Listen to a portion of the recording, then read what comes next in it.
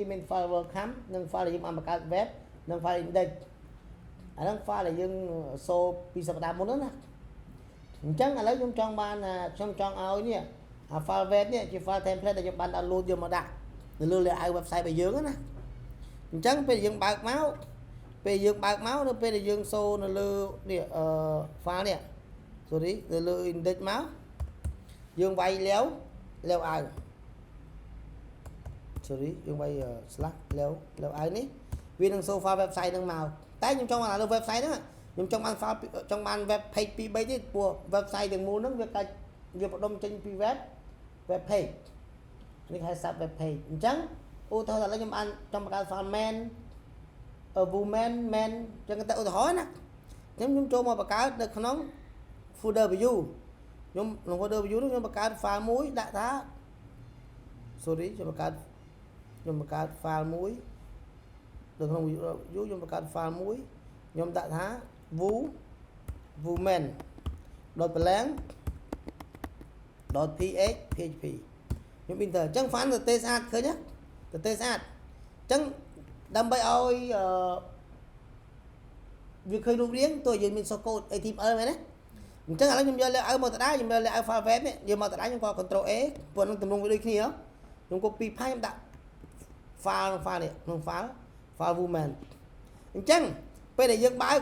ពេលយើងចូលមកកាន់ route របស់យើងនេះយើងចូលមកកាន់ route របស់យើង layout នេះគឺ show នៅ file layout ទាំងមូលប៉ុន្តែដល់ពេលយើងចុចលើ woman នេះឲ្យវា show file woman ឧទាហរណ៍ខ្ញុំចង់មកខ្ញុំដាក់ slash woman នេះ enter ពេលហ្នឹងវាមានអីឃើញទេ not found អញ្ចឹងអានេះបាន not found ដោយសារតែយើងអត់បានបង្កើត route យើងមានតែ file យើងបានបង្កើតមិញមែនណាអញ្ចឹងយើងចូលទៅ route យើង copy route មកបន្ថែម route static ណាអានេះយើងដាក់ថាគេយើងដាក់ថា woman ជាឈ្មោះ route ហើយ file របស់យើងឈ្មោះអីគេ file របស់យើង woman ដែរឥឡូវកុំឲ្យវាដូចគ្នាកុំឲ្យច្រឡំគ្នាឥឡូវ file របស់យើងឈ្មោះថា woman តែ route នេះយើងដាក់អីក៏បានដែរយើងដាក់ថាឥឡូវដាក់លាវឲ្យពីមុខទៀតលាវឲ្យបាទតោះមក slash woman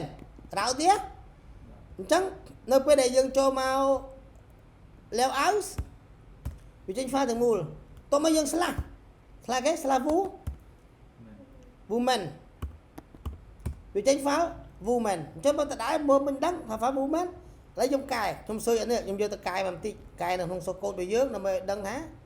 file ហ្នឹងវាត្រូវបានយើងកែបាត់យល់ទេខ្ញុំស៊ើចមកនេះខ្ញុំដាក់អូខេដាក់ first អូខេខ្ញុំដាក់ woman មកឲ្យបាក់ណា woman page ខ្ញុំដាក់ចឹងបណ្ដោយទៅអញ្ចឹងពេលហ្នឹងឃើញវាកែនេះ woman page អញ្ចឹង page ផ្សេងគ្នាក៏ដូចក៏ខុសគ្នាដែរដូចតែគ្នាហ្នឹងឧទាហរណ៍ខ្ញុំធ្វើមួយទៀតចាំបាច់មើលទេខ្ញុំបង្កើតខ្ញុំ copy អាហ្នឹងទៅដដែលខ្ញុំបង្កើត file មួយទៀតនៅក្នុង folder view បង្កើត file មួយទៀតដាក់ថា main.plang.php enter ខ្ញុំ copy path ហើយផ្សាវបន្ទាប់មកខ្ញុំស៊ើចអាមិញខ្ញុំស៊ើចគេមិញដាក់ woman មែនអញ្ចឹងហ៎ woman នេះ woman page នេះខ្ញុំដាក់ថា main វិញមកមែនអត់អញ្ចឹងឥឡូវយើងបាន file ហើយនៅក្នុង folder view តែវាខ្វះ route អញ្ចឹងយើងចូលមក folder route នៅ file web ខ្ញុំដាក់គេខ្ញុំបង្កើតដដែលមកដូចគ្នាអញ្ចឹងខ្ញុំដាក់អានេះគេដាក់ main អញ្ចឹងហ៎នេះ main ដូចគ្នា file អានេះ file ច្រឡំ return folder view file ហ្នឹងគឺជា file លីទៅកាន់ file យល់ទេអានេះគឺជា route URL នៅលើ browser អូខេមានតែប៉ុណ្្នឹងទេណាអញ្ចឹងខ្ញុំចាប់ដើមធ្វើការលុប enter នេះ main page ឃើញទេតែពេលខ្ញុំ slash woman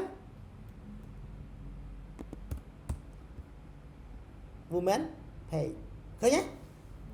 អូខេ